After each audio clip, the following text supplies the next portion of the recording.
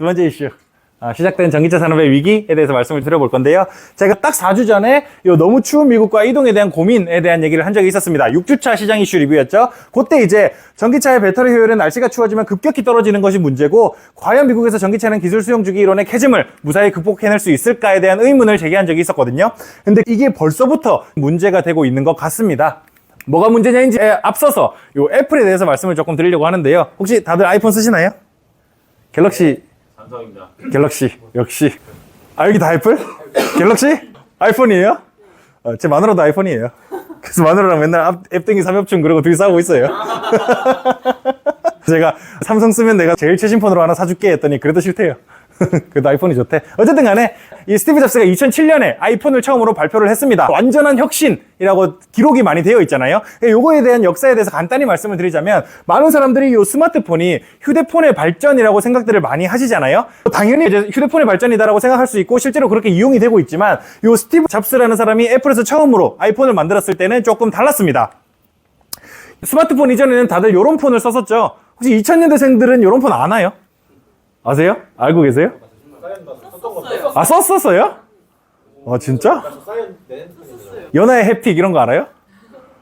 어떻게 알지? 휴대폰을 3살 때부터 쓰셨어요? 아니 이게 초등학교 때 초등학교 때가 몇 년도예요? 10년 10년이 지나가. 네. 저 군대 갔을 나만 맨날 그랬을 수도 있겠네. 초등학교 졸업할 때 스마트폰 아슬아슬했네. 저 저학년 때는 피처폰을 썼을 수 있네. 맞네. 저도 군대 갔다 오니까 다 스마트폰 쓰고 있었어요. 어쨌든 간에 여기서 이제 다들 스마트폰으로 넘어왔다고 생각들을 많이 하시잖아요. 근데 이제 요 아이폰이 처음 만들어진 배경은 여기였습니다. 에어팟인가요? 아이팟인가요? 아이팟. 애플이 아이팟을 팔아야 되는데 휴대폰 시장이 발전을 하니까 여기에 노래가 들어가기 시작한 거예요. 그래서 안 되겠다. 요 아이팟을 팔아먹으려면 여기에 전화 기능을 넣어보자 라고 만들어진 게 아이폰이었습니다. 뜻밖이죠? 그러니까 휴대폰에서 넘어온 게 아니라, 지금의 스마트폰은 휴대폰의 발전이라고 봐야 되는 게 아니라 MP3의 발전이라고 봐야 되는 거예요. MP3에 전화 기능을 넣은 게 이 스마트폰의 시초였습니다. 그렇게 이 혁신인 아이폰이 만들어졌고요. 그 혁신 덕분에 이게 처음 발표할 때가 2007년 1월이었거든요. 그때 당시에 3달러였던 애플 주가는 지금 200달러까지 갔다가 180달러에 머무르고 있습니다. 그래서 이 혁신 당시보다 60배 올라가 있는 거고, 높았을 땐 70배까지도 높았었죠. 그래서 요때 샀어야 됐는데, 아이폰을 살 게 아니라 애플을 샀어야 됐는데 라고 많이들 생각들을 하시는데요. 어쨌든 그런 혁신 덕분에 이렇게 엄청난 주가 상승을 이루었고, 사실상 15년을 해먹었거든요. 그러니까 애플이 스마트폰을 처음 만들고 나서 여기저기서 다 후발주자만 있었지 애플이 독보적인 1등이었어요. 그러다 보니까 이 혁신 한 번 가지고 15년을 해먹었습니다. 쭉 해먹다 보니까 이제 후발주자들도 꽤나 많이 따라왔고, 최근에 아이폰 쓰시는 분들도 플립으로 넘어가시는 분들 되게 많으시더라고요. 아이폰 쓰시는 분들이 원래는 갤럭시를 안 넘어오시거든요. 근데 플립으로는 넘어오시더라고요. 이지영 딸도 그래요? 갤럭시 안 예쁘다고 안 쓰다가 네. 플립 나와가지고 그때 쓰더라고. 이지영 딸도. 어쨌든 후발주자가 이 애플을 많이 따라오고 있습니다. 많이 따라오고 있다 보니까 애플은 좀 더 독점적인 지위를 누릴 수 있는 다른 것들을 계속 찾았어요. 계속 찾다가 구상을 했던 게, 요때쯤부터 구상을 시작했습니다. 2013년쯤부터 요때부터 구상을 했던 게 요 애플카였습니다.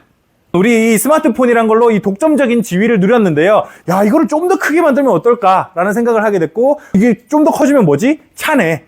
완전 자율주행이 가능한 스마트폰이면 이게 애플카 아니냐 라고 생각을 해서 개발을 열심히 하고 있었습니다. 10년 동안 공들였고요. 100억 달러를 쏟아부었습니다. 100억 달러면 이제 13조 정도죠. 13조를 때려 부었는데 결국 개발을 포기하기로 했습니다. 그래서 이런저런 문제가 있죠. 자율주행 기술이 알고리즘을 만들기가 되게 어렵대요. 뭐 그런 것도 있을 거고, 최근에 이제 전기차 산업도 쉽지 않습니다. 제가 시작할 때 먼저 말씀드리고 시작을 한 거지만, 너무 추웠던 걸로 인해서 전기차에 대한 수요가 확 떨어져서 그게 나비 효과인지 아니면 그 전부터 계속 전기차에 대한 회의론이 커져오고 있었던 건지는 알 수는 없지만, 어쨌든 간에 지금 급속도로 전기차를 포기하는 곳들이 많아지고 있어요. 포드도 전기차를 재고떨이 하겠다 그러고 지금 시장 피바다 된다 그러고 승자 없는 가격이나, 비아디라는 회사, 중국의 전기차 회사입니다. 중국이 저가 공세가 지금 장난이 아니에요. 얼마나 대단하냐면, 폭스바겐의 티구안 아시죠? 폭스바겐의 SUV인데 꽤 크잖아요. 그거보다 조금 작은 차가 비아디에서 1,600만 원에 나왔습니다. 1,600만 원. 말이 됩니까? 내연기관도 그 가격 안 나오는데, LFP 배터리를 되게 싸게 만드는 혁신적인 기술을 중국에서 개발을 했거든요. 개발을 했다 보니까 이제 그게 가능한데 어쨌든 BYD에서도 그렇게 저가 공세를 하고 있고 미국도 중국에서부터 넘어온 자동차들의 공급 과잉이 우려가 된다고 하면서 지금 전기차를 전부 다 포기하고 있습니다. 또 재밌는 사실은 이 정치권에서도 요거를 문제 삼기 시작을 했다는 거죠. 여태까지 그래도 서구 사회에서 전기차라는 게 유지될 수가 있었던 거는 아무래도 배터리가 되게 비쌉니다. 만드는데 되게 비싸다 보니까 이 정부의 지원금이 없으면 그나마 친환경이라는 명분으로 정부의 지원금을 받지 않으면 내연기관하고 가격 경쟁이 아예 안 되는 거예요. 그러다 보니까 정부 지원금으로 겨우 가격 경쟁을 하고 있었는데 최근에는 바이든 대통령이 중국의 자동차 회사들이 이 미국의 안보에 대한 위협이라고 얘기를 한 거예요. 요 말인 즉슨 우리 중국에서 더 이상 전기차 안 살 겁니다 라고 얘기를 한 거나 큰 차이가 없는 거예요. 그래서 전기차에 대한 지원금 측면이나 모든 측면에서 전기차 시장 전체가 정치권에서 배제될 가능성에 대해서 염두를 해봐야 된다는 거죠. 그래서 전기차 관련해서 정치권에서까지 리스크가 불거지기 시작했다라고 말씀을 드릴 수가 있겠습니다. 애플이라는 회사가 지금 전 세계에서 시가총액이 가장 높았던 게 10년입니다. 10년 동안 전 세계에서 시가총액이 가장 높은 회사였는데 그런 회사가 포기한다는 거는 어떤 이유가 충분히 있을 법한 거겠죠. 근데 재밌는 거는 하이브리드가 재밌습니다. 순수 전기차는 판매량이 별로 안 늘어나고 있는데 뜻밖의 요 하이브리드가 엄청나게 미소 짓고 있는 상황이 이어지고 있다는 거예요. 운전하시는 분들이 너무 잘 아시고 계신데 하이브리드 지금 웃돈 주고 사야 됩니다. 전기차는 팔리지도 않아요.